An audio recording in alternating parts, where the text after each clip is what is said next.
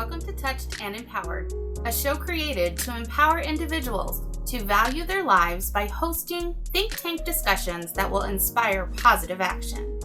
Touched and Empowered with Katie and Ace starts now.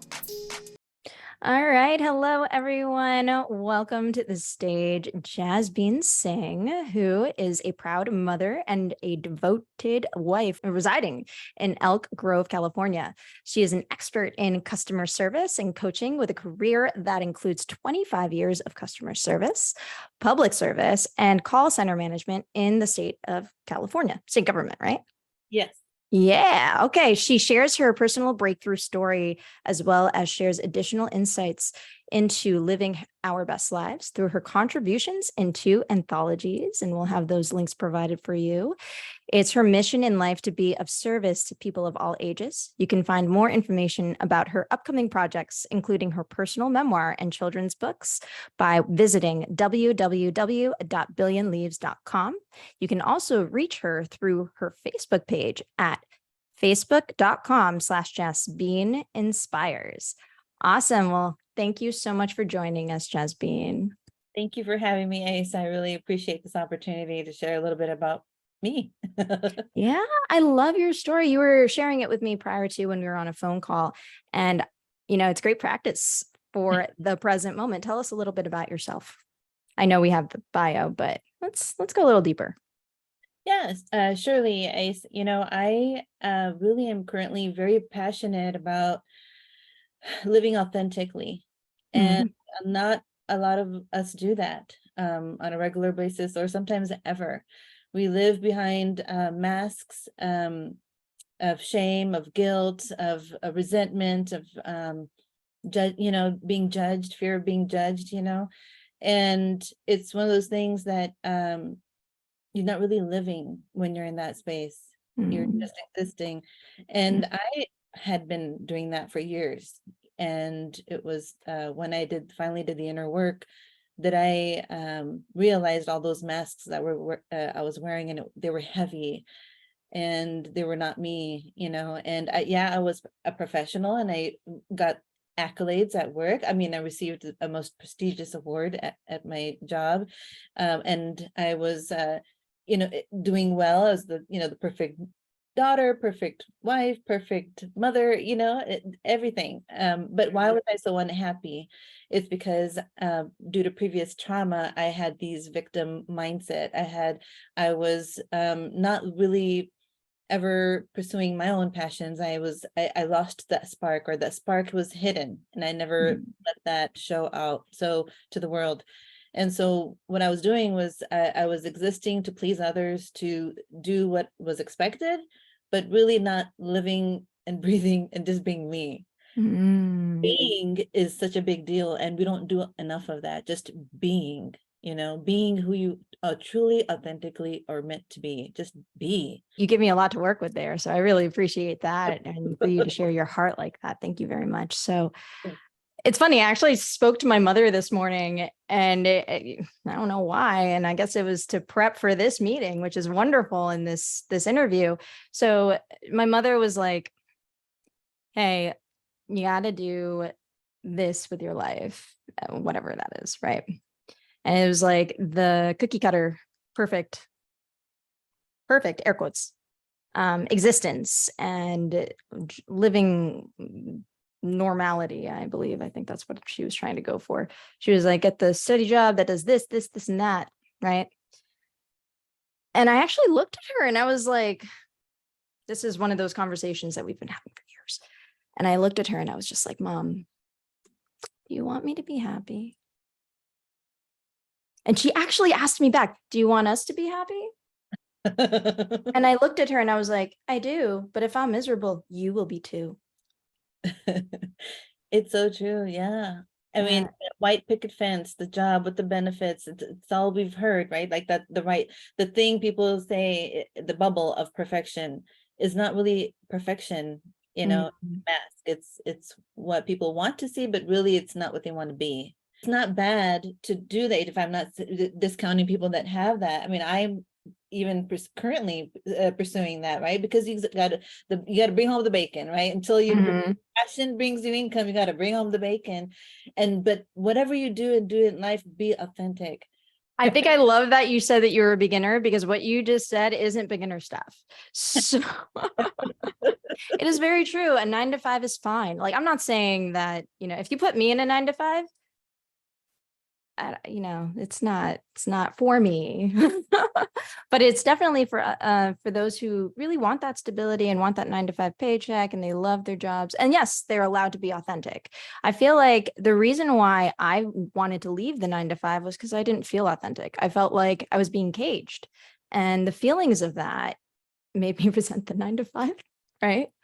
Versus who I truly am, what I love to do is talk to people like you and understand your story, see where all of this, this philosophy and wisdom that has arisen in you, where did that come from? So my question to you now, perfect segue, is how did you come across understanding that people need to be more authentic? And how did you solve that type of authenticity in yourself and others, or inauthenticity, if that makes sense?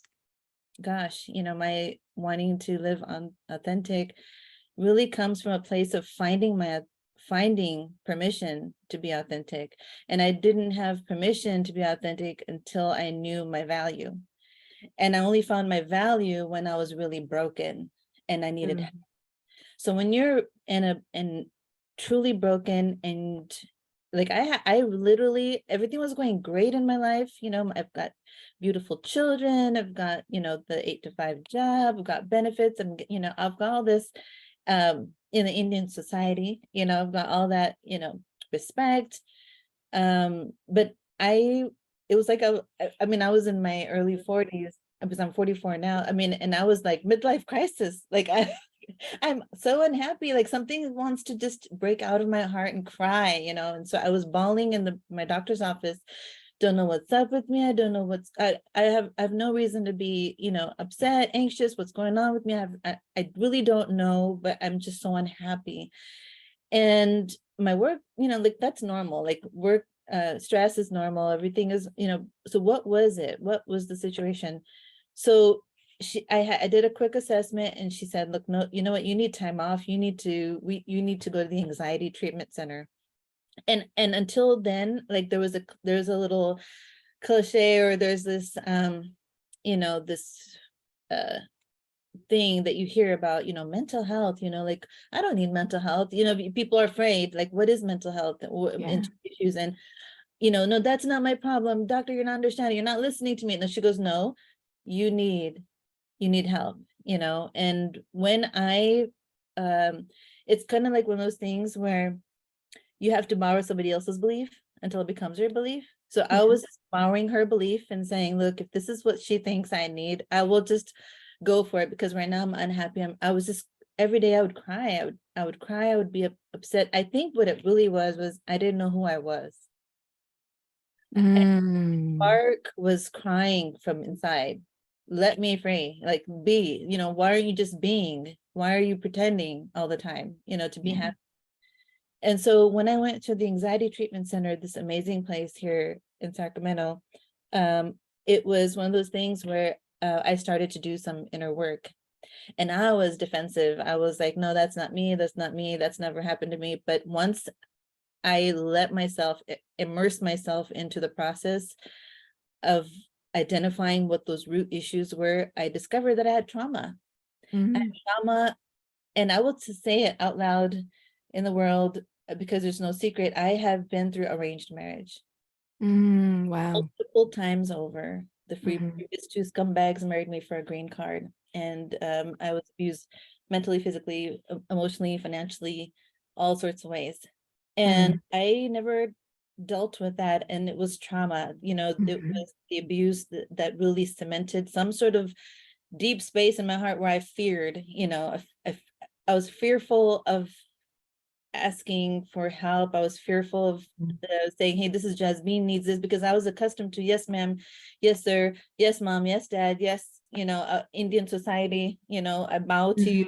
And I didn't realize how noisy my head was until I did the inner work, because once you realize that all those broken records are playing every day, no matter what channel you try to change it to, those broken records are playing in the background.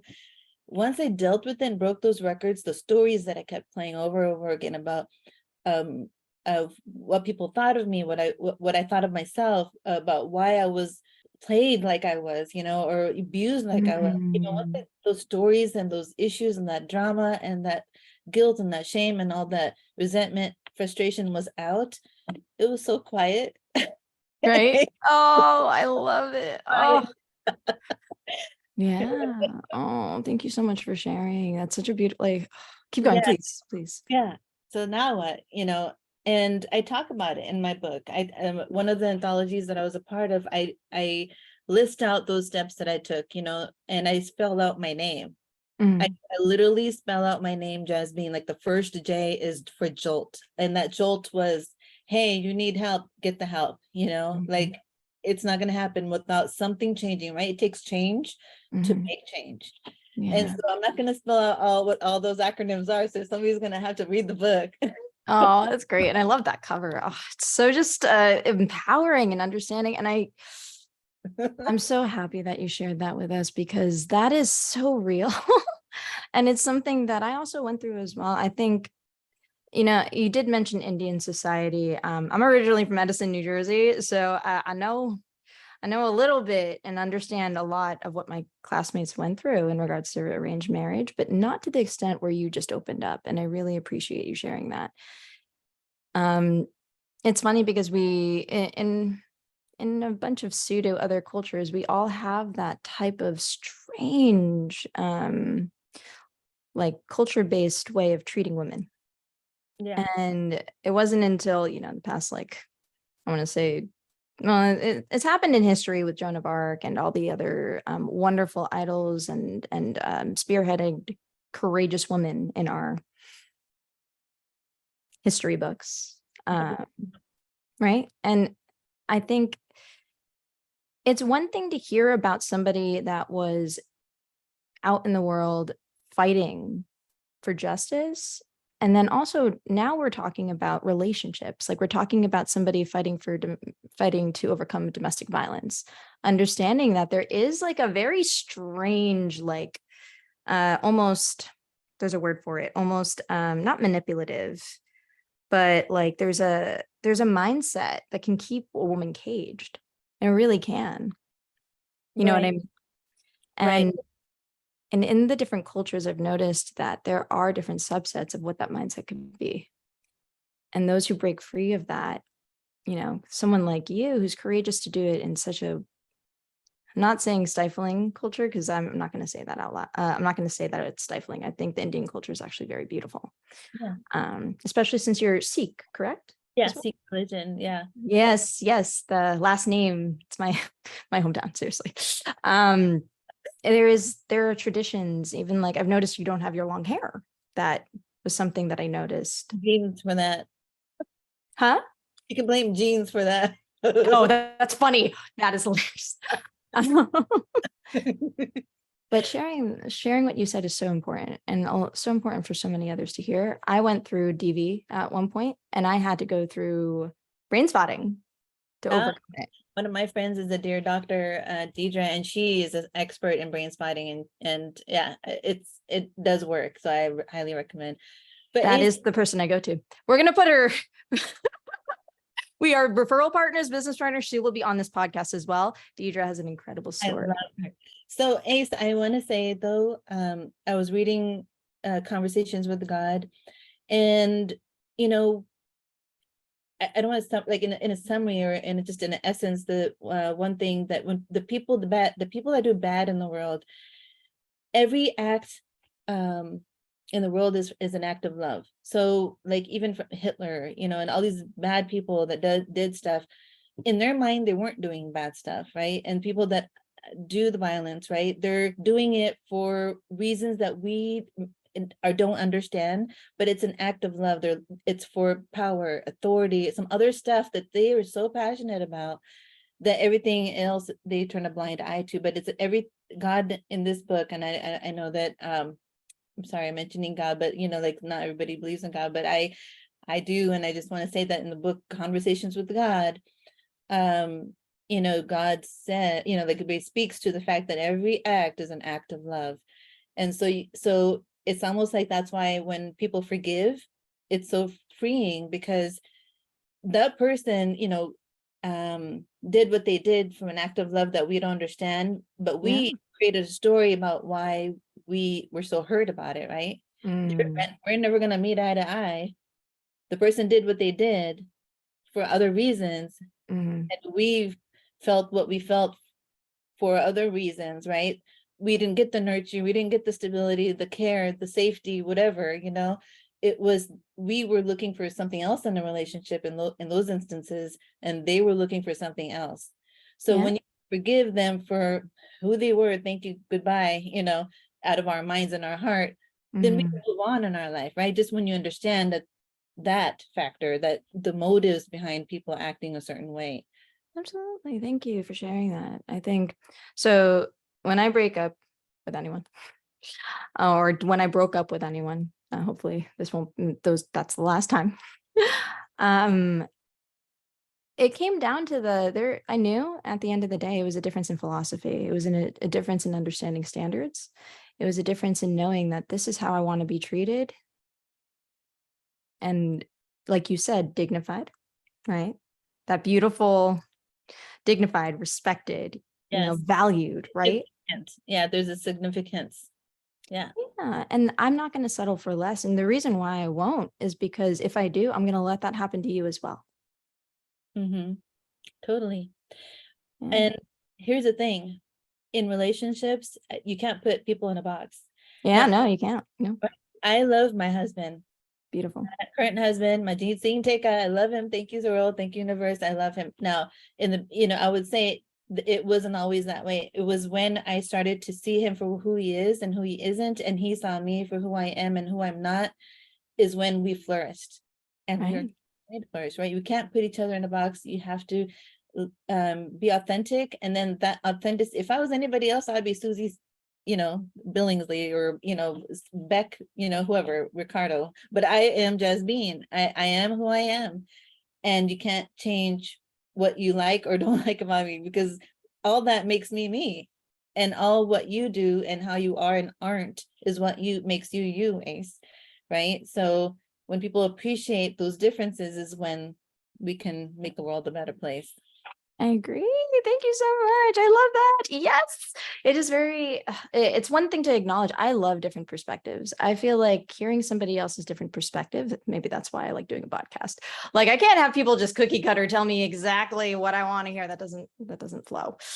But what I really do understand is, like, people come from different existences. They come from different backgrounds, they came from different childhoods, they come from different cultural norms, and hearing how they had to grow their self through those either adversities or through those considered normalities. Like, I want to know exactly what made you shape into the person you are now, because you are the type of person who is just motivating me on my own podcast. I love it. It's great. It's so awesome. And then, I honestly think that adversities are like the diamond cutter of who we can be, right? Nothing else can cut a diamond other than a diamond cutter or another diamond, right? Right. Being in some uncomfortable space really helps you to understand who you truly are. And all the things that I've went through, I would say that helped shape who I am. No, arranged marriage, I'm looking back, I'm not thrilled that I had to go through what I did, but I can't really blame my parents. My parents did what they knew to do, around the circumstances, right? The culture, the pressure, the society, being the eldest of all the girls. My dad had 4 girls. I wanted to bring my dad honor. I wanted to do the respectable thing, because my dad is also the eldest of all of his siblings.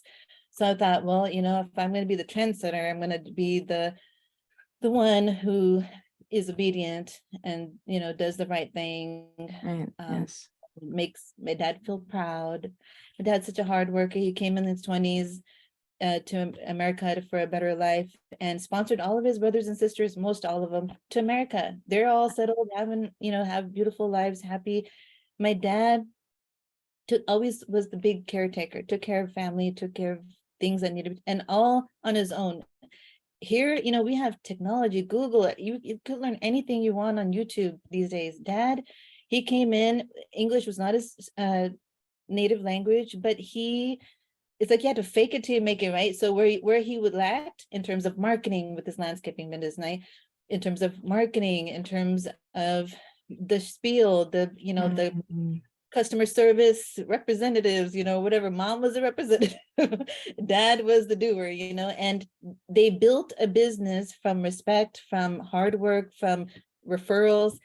And you know what? He made it. He made the American dream. My mom, she was arranged marriage, with my dad.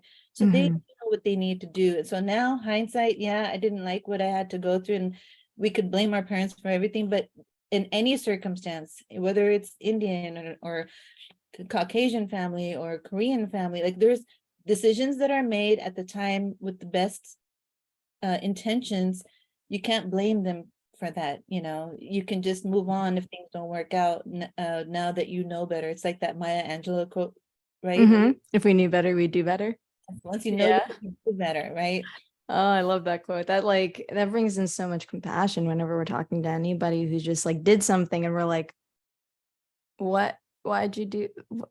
And it's true. I think Les Brown also utilizes that quote very often. Les Brown is also somebody I shared a stage with as well. I was one of his students. Wow. So when he uses that quote, I'm like, yep, ding, ding.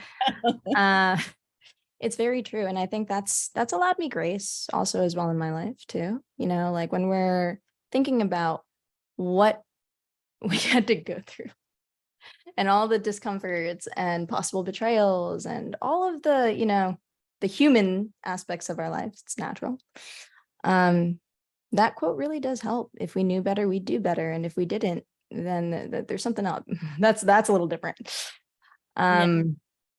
But I love that you said that everything is an act of love, right? We came in with the intention of, coming from a place of love, especially from our parents. Like our parents, depending on the relationship that you have with your parents. I've noticed that my parents lovingly tried to do the best for me, tried to bring me into the right places. Was I a bit of a rebel? Yeah.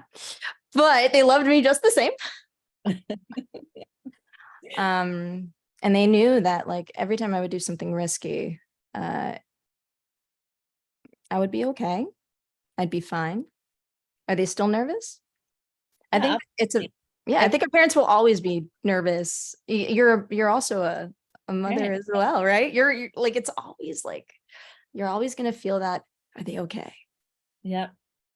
Yeah. And we say things, parents say things, because we want to see, we want them to be successful, right? But my paradigm, your mom's paradigm, everybody's paradigm is different. How we were brought up, what safety meant, what success looked like, so they're comparing it against what they know, right? The unknown is scary. And that's why, people are fearful of change. And so, but someone like you, who is a trailblazer, who knows that this is where they want to go, a different direction, maybe than what has been historically been acceptable, maybe to your parents or whatnot, are paving the path for other girls who might want to pursue their passions and see that, hey, this Ace is doing it, she's successful, and you know what, I want to model my career path from what she's done and been able to serve millions of customers around the globe.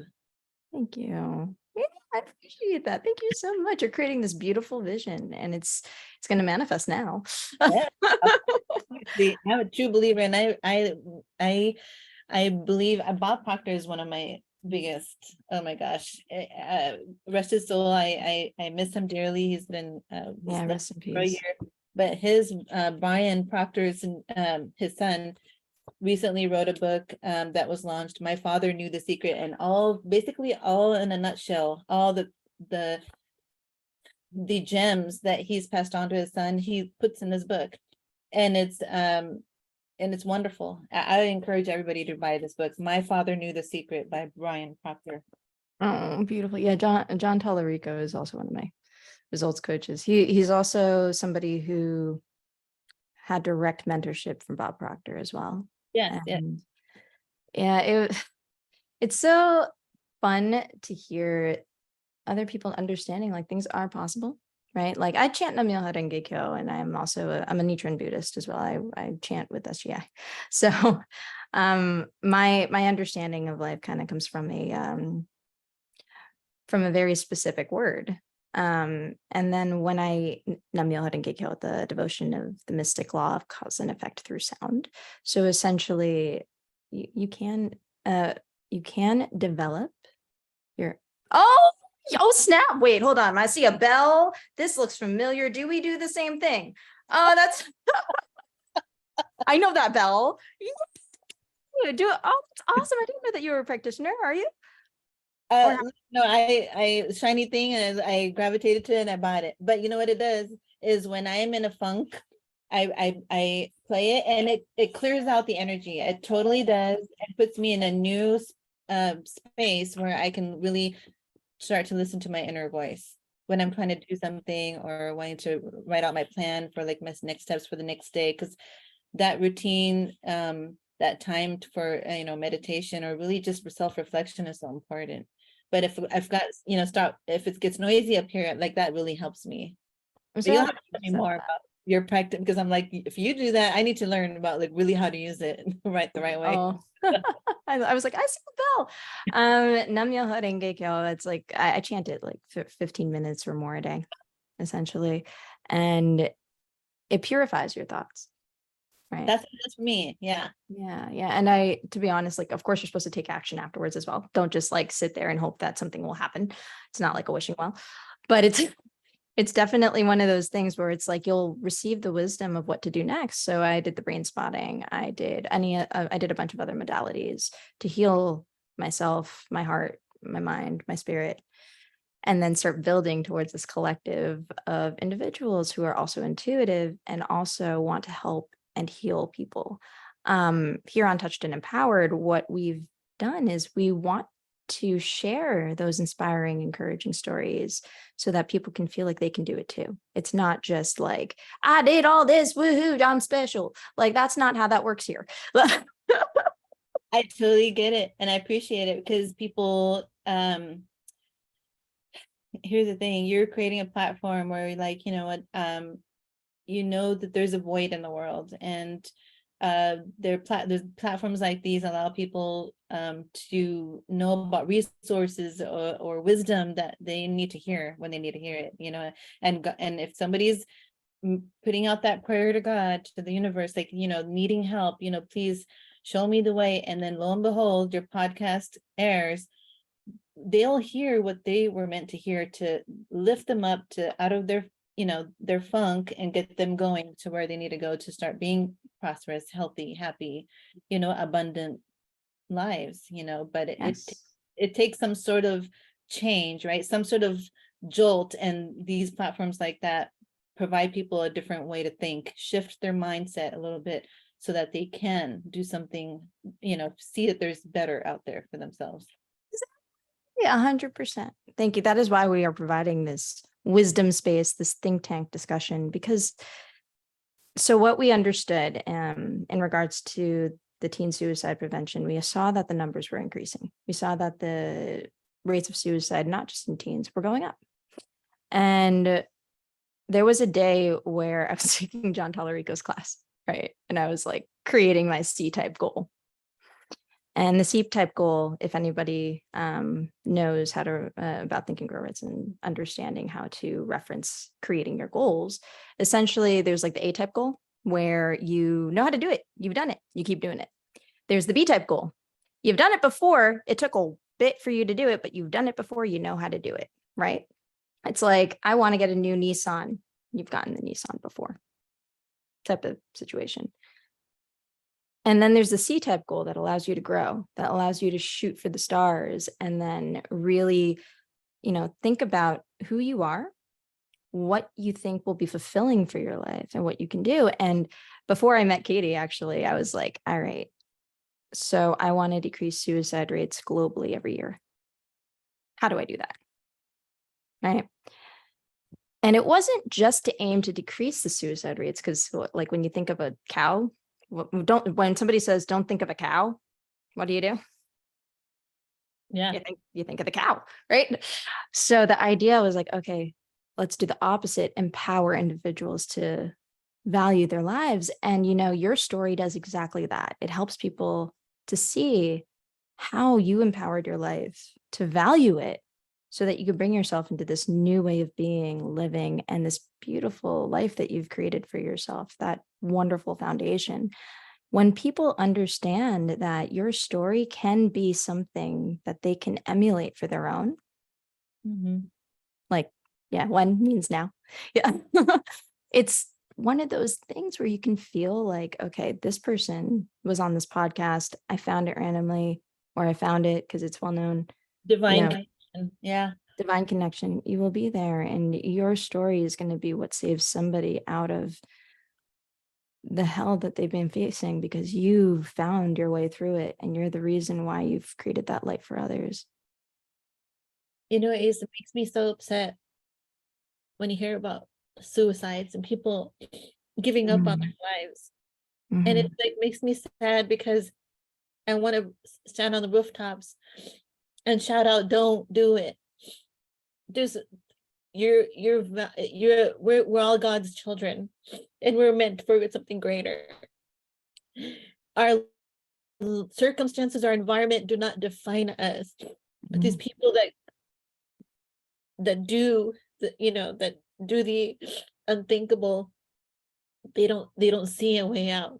They don't see that possibility, that hope, that spark that is within them, right? They get so enclosed in that cave of darkness, of hopelessness, that they don't see their way out. And so the work that you're doing is so important, and it bothers me too. And I've been thinking about that a lot. I created a new YouTube channel. It's called Tears of Glow. Beautiful. And there was one time that, and the picture on it on my website is a painting that I did on a dark day. I was so upset in life. I painted my emotion, and it was basically a mountain crying. The waterfalls were the tears. And so I used that picture for my website when I decided to start this YouTube channel. My messaging is, you're not alone. There's hope out there. And if there's anything that one of the videos is all about silly distractions. And sometimes you just need a silly distraction to get those records to stop. Yeah. Love it. Thank you so much for sharing. I'm so happy that you opened up in this way. Please, like, safe space. I'm so happy that you can share your tears with us. It has been one of those experiences where I don't, every year, it's like when you're faced with your mission, every year, one or two individuals that I've either met or within my own circle have passed from suicide. And I've been seeing it increase every year. So I'm so grateful that you can share just how much you want to hear people or just be there for people in that dark hour. Because I was mentioning to somebody,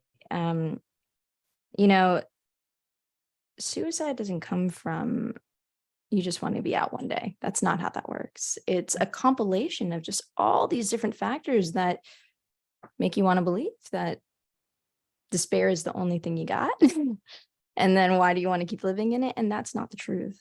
I love that you said, like, that bit of joy, like just putting a dot on your nose, like creating that ladder for yourself to well yourself out of that darkness. For me, I remember just watching videos, listening to motivational content so that I wouldn't be in that space. And then I would use those quotes for other people as well. Like, I think there was this other quote that I found once upon a time on Tumblr, and this really helped me. It was, I could cry or I could laugh. One gives me a headache. Yeah. Yeah. Right. So my message is to basically anybody listening out there, you be vulnerable and feel safe to share with at least one person. Yes. There are resources out there that are anonymous that you can just talk to. 988, you could text or call 988 Yes. in the United States, and there'll be somebody on the other end of the line. Just reach out. I want to mention that, it's been such a joy to have you on this podcast. And I'm so grateful for your story. We're going to have you back on again very soon. With that being said, thank you for joining us. Do you have... Definitely. It was my honor and privilege to be here, Ace. You're doing great work. And I look forward to seeing you again. Thank you for joining us. We hope that the discussion today will inspire you to take positive action in your life. Until next week, be empowered.